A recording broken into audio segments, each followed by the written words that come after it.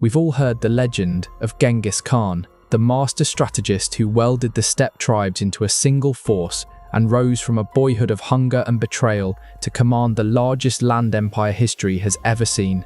From the Pacific shores to the gates of Vienna, his name thundered across continents. Statues cast him in bronze, history books praise his genius on the battlefield, but the polished stories hide a darker engine that powered his rise. Behind the cavalry charges and brilliant tactics lay a system that treated people as raw material, a cold arithmetic where terror and reproduction built the state as surely as steel and horses.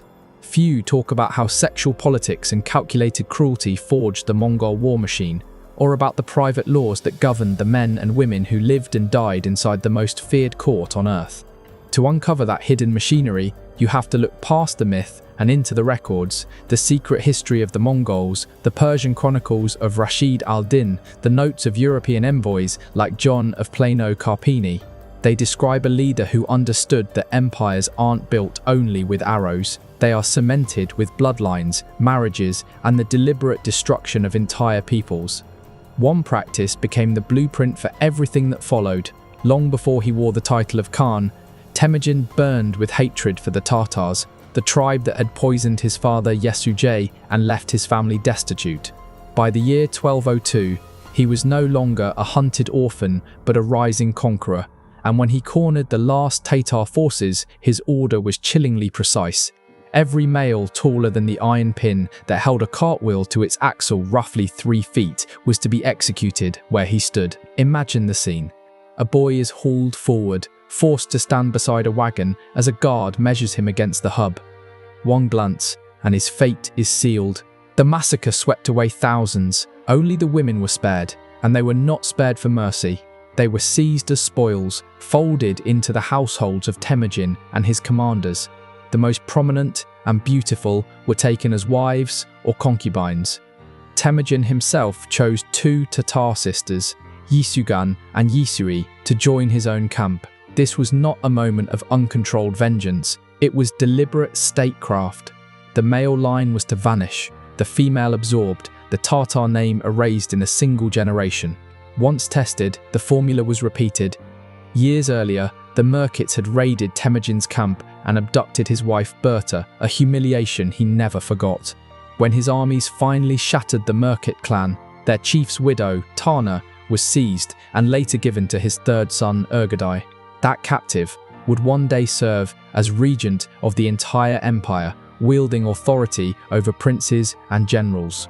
Another step in the same design came with the Kerites, former allies turned enemies. After crushing them in 1203, Genghis took the brilliant Kerite noblewoman Sorghaghtani Beki and arranged her marriage to his youngest son, Tolui. From that union were born Mungka, Kublai, Hulagu, and Arik Burk, 4 grandsons who would each command vast dominions, ruling China, Persia, and the Mongol heartland itself. A single political marriage had seeded an imperial dynasty. The message behind these acts was unmistakable: conquer, kill the men, take the women, and steal the future. By absorbing the defeated into his bloodline, Genghis ensured loyalty where none had existed and wiped out the possibility of rebellion from the old male elite. The practice of slaughter and absorption became the silent cornerstone of Mongol expansion, as vital to its success as horse archers or siege engines. But control over reproduction was only one part of the structure. To keep a realm that spanned half the known world from splintering, Genghis needed a law that reached into every household, a code that bound soldiers, courtiers, and herdsmen alike. In 1206, on the banks of the Onon River, a great Kurultai gathered the chiefs of the steppe. Temujin stood before them and was acclaimed as Genghis Khan, ruler of all the Mongols. Alongside his new title, he unveiled a hidden body of decrees known as the Yasa. Unlike other legal codes, it was not carved in stone or written for public eyes. It was secret, known only to the Khan and his princes, but its reach was absolute and its penalties played out before all. The Yasa demanded loyalty, military discipline, and strict order in private life. Among its harshest rules were those governing sex and marriage. Adultery whether committed by a man or a woman, peasant or noble, was punishable by death. Persian chronicler Atta Malik Juvaini, who later served at a Mongol court, noted that while a man might take multiple wives and keep concubines, to even approach another man's spouse was a capital crime. The same fate awaited two unmarried lovers if they were discovered together. No matter how willing both had been, no chance to buy forgiveness. The Yassa's shadow stretched from the yurts of common herders to the chambers of royal consorts, binding every subject in a web of secrecy and fear. These intertwined strategies, the erasure of male lines, the folding of women into new families, and the iron discipline of the Yassa formed the hidden architecture of Genghis Khan's rise. They explain how a nomadic warlord became master of half the earth, and why the empire he built carried scars far deeper than the tracks of hooves across the steppe. And as we turn to the next practice recorded in the chronicles, the picture only grows darker. This was never about worship or lofty ethics. It was about keeping the army sharp and the steppe united. A quarrel over a woman could tear a company apart. A fighter distracted by lust or jealousy wasn't watching the enemy. Under the Yassa, women were treated as possessions, and that property was guarded with deadly certainty. But the law's grip reached far beyond affairs. Death was also the sentence for sodomy, horse theft, treachery, desertion, or cowardice. Even small lapses could end a life. A rider who ignored something fallen from the man ahead could be slain on the spot. Relieving oneself in a river or spring meant execution. Washing clothes or bathing in running water during a march could draw the same fate. These were not senseless cruelties. They were survival strategies for a force living off the land. Polluted water could ruin an army quicker than swords. A foul camp meant sickness. A single careless soldier endangered thousands. The Yassa worked like the code behind a roaming war machine. Punishments were immediate, inevitable, molding a culture bound by obedience and fear. From battle to bedroom, every act was scripted. That discipline allowed a once minor tribe to command vast, mixed armies and seize an entire continent order held in place by the constant threat of a swift, lonely death. If you prize stories carved from real chronicles, subscribe and stay with us. We're a lean crew, and every single subscription keeps these tales alive. Tell us in the comments where in the world you're watching from. Genghis Khan's reach didn't stop at his soldiers. It radiated from his household, an immense, moving pillar of state. At its peak stood 4 principal wives, each a formidable authority. First among them was Bertay, his companion since his youth. After victories, he installed 3 more senior consorts taken from fallen rulers, Kurlan of the Merkits, and the Tatar sisters Yesugen and Yesui. Each queen presided over her own court, camp, and staggering wealth. These were the famed Ordos, palaces on the move. They weren't mere tents but Roman capitals, throbbing with trade and politics as they rolled across the plains. Persian vizier Rashid al-Din, later historian of the Mongol Ilkhanate, described how they worked. Every ordo was assigned its own lands, its own dependents, and immense flocks of horses, sheep, and camels, sometimes tens of thousands strong. They functioned as self-contained economies. Beneath the 4 queens stretched a rigid chain of rank. The Khan kept many lesser wives, and beneath them hundreds of concubines, organized in companies of 30 or 40. By his final years, Genghis is believed to have held roughly 500 women in his personal retinue. Such an intricate organism needed careful administration. Eunuchs taken from China's courts and Persia's palaces served as guards, stewards, and tutors inside these female-led centers. The women were anything but idle. They advised on policy, commanded networks of favors, and, most crucially, bore the empire's heirs. The Ordos were the empire's nurseries, the crucibles of succession. Bertay's 4 sons, Jochi, Chagatai, Ogadai, and Tolui, would each inherit a quarter of the realm. None of this was driven by affection. It was production of heirs, of riches, of authority. Each Ordo stood as a living monument to the Khan's triumph, fashioned from the human spoils of war. When Genghis Khan died in the summer of 1227, his dominion passed to his chosen successor, his 3rd son, Ogadai. Yet Ogadai received far more than banners, armies, and treasuries. He also absorbed part of his father's household, including junior wives. This was levirate marriage, an old steppe tradition scaled to imperial height by the Mongols. To foreign eyes, it was appalling. Franciscan envoy John of Plano Carpini, visiting in the 1240s, wrote of it with open shock. A man might marry as many as he could maintain, and, on his father's death, take all of his widows except his own mother. That boundary was absolute. No son could touch the woman who bore him. But every other wife, his stepmothers, belonged to the estate, no different from herds or tents. Love had no place here. The aim was to keep wealth, followers, and alliances inside the bloodline. A noble woman came with livestock, attendants, and political weight.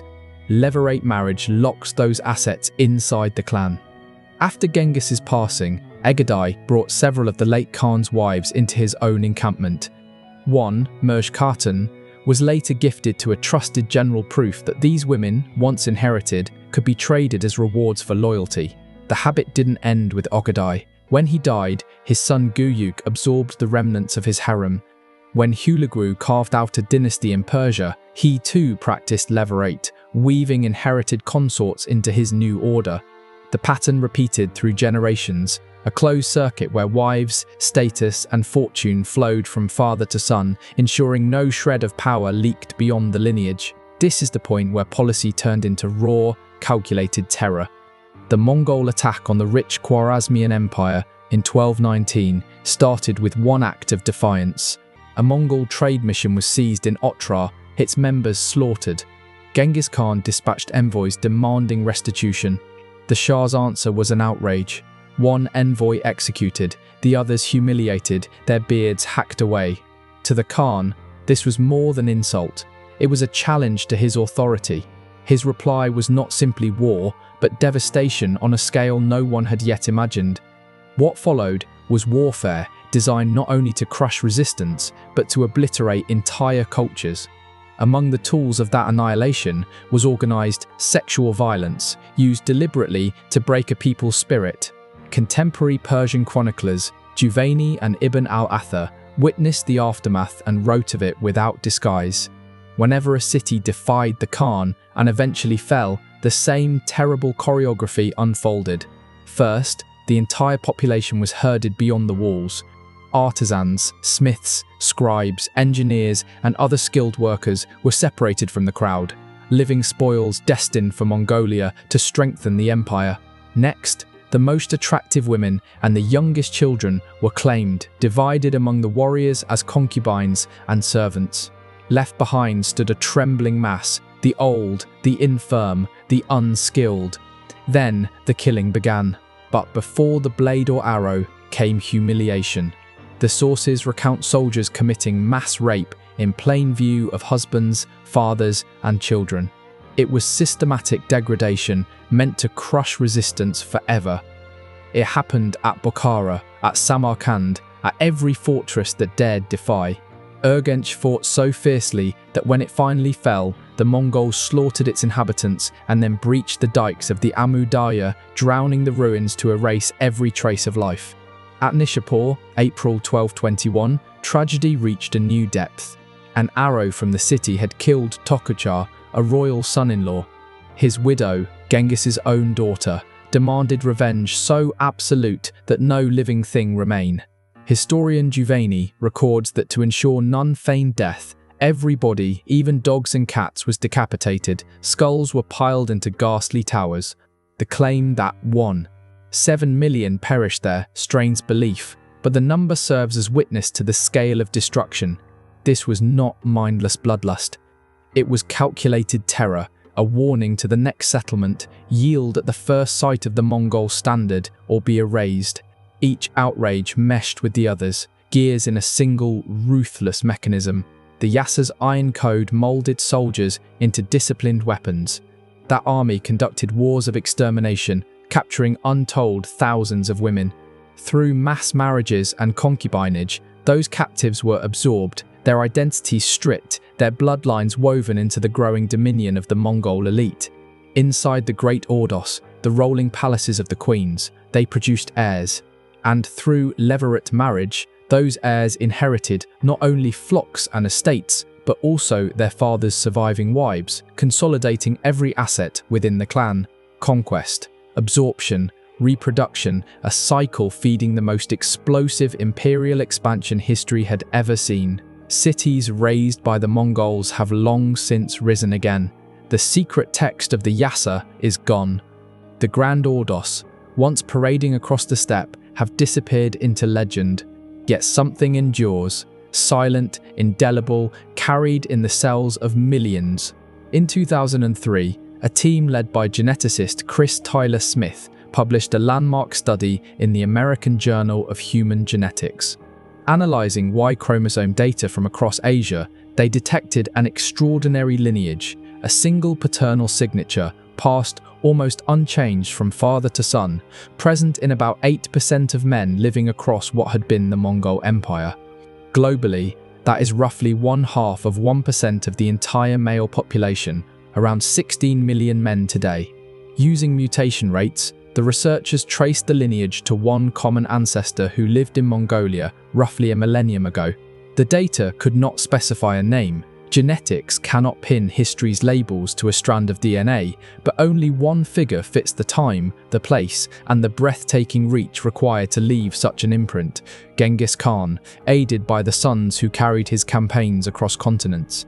His wars, his law, his household, and the vast machinery of conquest left behind, not just chronicles or ruins, but a biological empire stretching from the Pacific to the Caspian.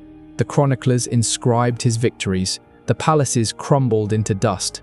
Yet the bloodline, silent, invisible, coursing through the veins of millions, remains the last, unalterable line in the Khan's account book. Land and cities can be lost, archives can burn, but genes endure. Hidden inside humanity itself lies Genghis Khan's final dominion, not carved into stone or claimed on parchment, but encoded in living flesh, a legacy as vast and unyielding as the steppe he once rode.